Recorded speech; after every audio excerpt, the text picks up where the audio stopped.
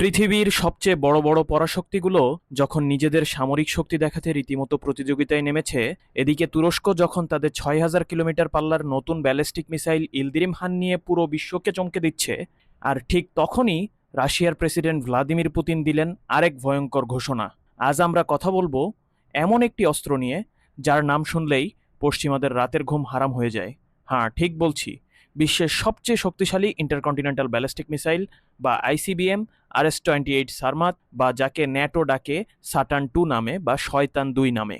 আজকের ভিডিওতে আমরা আলোচনা করব পুতিনের দাবি করা এই মিসাইল বা এই তাক লাগানো মিসাইলের সক্ষমতা এবং এর সর্বশেষ আপডেট, এবং কথা বলবো মিনিটম্যান 2 এবং উত্তর কোরিয়ার সবচেয়ে শক্তিশালী আইসিবিএম তার সাথে এর তুলনামূলক বিশ্লেষণ। চলুন শুরু করা যাক। আসসালামু আলাইকুম ওয়া রাহমাতুল্লাহি ওয়া বারাকাতুহু।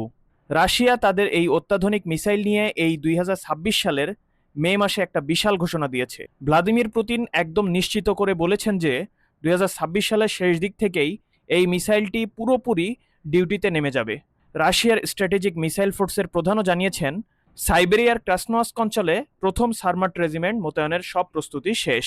আর সবচেয়ে বড় খবর হলো, গত 12ই মে 2026 তারিখে রাশিয়ার প্লেসেটস কসমোড্রোম থেকে এর একটা দারুণ সফল পরীক্ষাও চালানো হয়েছে। মানে এটি এখন পুরোপুরি অ্যাকশনে যাওয়ার জন্য রেডি। পুতিন এই মিসাইলটির রেঞ্জ ঘোষণা করেছে 35,000 কিলোমিটার। তো এই মিসাইলটি আসলে 35,000 কিলোমিটার কিনা সেটি নিয়ে আমরা পরবর্তীতে আলোচনা করব এই ভিডিওর লাস্টের দিকে। তো আপনারা আমাদের সাথেই থাকুন। এই মিসাইলটি শুধু একটা সাধারণ অস্ত্র নয়, এটি আধুনিক প্রযুক্তির একটা চরম লেভেলের মাস্টারপিস। এটি একটি 3 স্টেজ রকেট ইঞ্জিনে চলে এবং PDU-99 নামের বিশাল শক্তিশালী এক লিকুইড বা তরল জ্বালানির ইঞ্জিনে। এতে জ্বালানি হিসেবে UDMH ব্যবহার করা হয়েছে এবং অক্সিডাইজার হিসেবে নাইট্রোজেন টেট্রাঅক্সাইড ব্যবহার করা হয়। তরল জ্বালানি ব্যবহার করার কারণে বড় সুবিধা হলো এটি একসাথে অনেক বেশি ওজন বা পেলোড বহন করতে পারে। এটি একসাথে 10টি বড় বা 15 থেকে 16টিও ধারণা করা হচ্ছে ছোট সাইজের নিউক্লিয়ার ওয়ারহেড বা পারমাণবিক বোমা বহন করতে পারে। সবচেয়ে ভয়ঙ্কর ব্যাপার হলো এটি অ্যাভানগার্ড হাইপারসনিক গ্লাইড ভেহিকেল বহন করতে পারে, যা শব্দের চেয়ে 20 গুণ বেশি স্পিডে ছুটে গিয়ে লক্ষ্যবস্তুতে আঘাত হানবে, এবং ধারণা করা হয় এটি ম্যাক 25ও তুলতে পারবে। এই মিসাইলটির আকার ও ওজন শুনলে আপনারা অবাক হবেন। সারমাতের ওজন হচ্ছে 208 টন, লম্বায় প্রায় 35 মিটার আর চওড়ায় 3 মিটার, যেন আস্ত একটা 10তলা বিল্ডিং। এখন আসি পুতিনের দাবি করা এই মিসাইলটির রেঞ্জ, সেটি আসলে সত্য কিনা। পুতিন দাবি করেছেন সারমাটের রেঞ্জ হচ্ছে বা সারমাটের পাল্লা হচ্ছে 35,000 কিলোমিটার। অনেকের মনেই প্রশ্ন, এটা কি আসলেই সম্ভব? আসলে Sarmat fractional orbital bombardment system FOBS নামের একটি বিশেষ প্রযুক্তি ব্যবহার করে। সোজা কথায় এটি মহাকাশের একদম কিনারায় চলে যায় এবং পুরো পৃথিবী ঘুরে যে কোনো দিক থেকে এসে টার্গেটে আঘাত করতে পারে। সাধারণত আমেরিকার অ্যান্টি মিসাইল রাডারগুলো উত্তর মেরুর দিকে তাক করা থাকে, কিন্তু সারমাটের রেঞ্জ 35,000 কিলোমিটার হওয়ায় এটি অনায়াসেই দক্ষিণ মেরু দিয়ে ঘুরে এসে আমেরিকার পেছনের দরজা দিয়ে হামলা চালিয়ে বের হয়ে যেতে পারে। তখন আমেরিকার রাডারগুলো টেরও পাবে না যে একটি মিসাইল এসে তাদের আঘাত হানছে। তাই বিশ্লেষকদের মতে এই রেঞ্জ গুজব না হওয়ার সম্ভাবনাও রয়েছে। অনেকে বলেছেন যে এটির 35,000 কিলোমিটার রেঞ্জ না তুললেও 20,000 কিলোমিটার বা 20,000 প্লাস কিলোমিটার রেঞ্জ তুলতে সক্ষম হবে, বা এটি 20,000 প্লাস কিলোমিটার পর্যন্ত আঘাত হানতে সক্ষম হবে।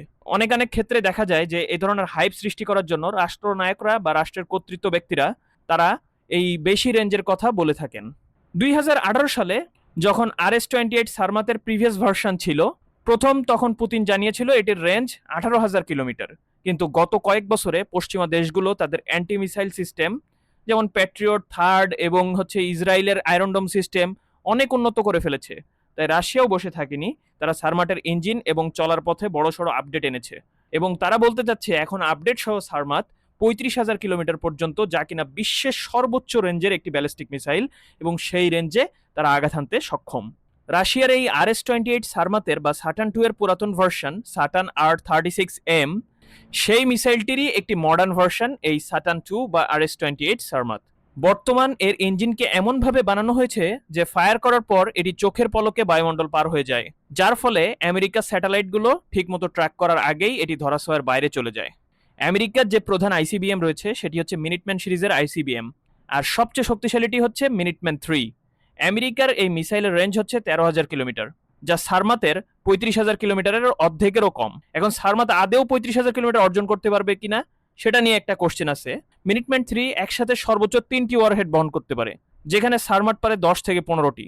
এছাড়া আমেরিকার মিসাইলটির ওজন মাত্র 36 টন, আর সারমাতের ক্ষেত্রে বলা হচ্ছে 208 টন। বুঝতেই পারছেন শক্তির বিচারে সারমাত যোজন যোজন এগিয়ে। আর উত্তর কোরিয়ার সবচেয়ে শক্তিশালী মিসাইল হলো তাদের হোয়াসং 17। হোয়াসং 17 হচ্ছে সলিড ফুয়েলের, এবং নতুন আরেকটি বেরোয়েছে হোয়াসান 18।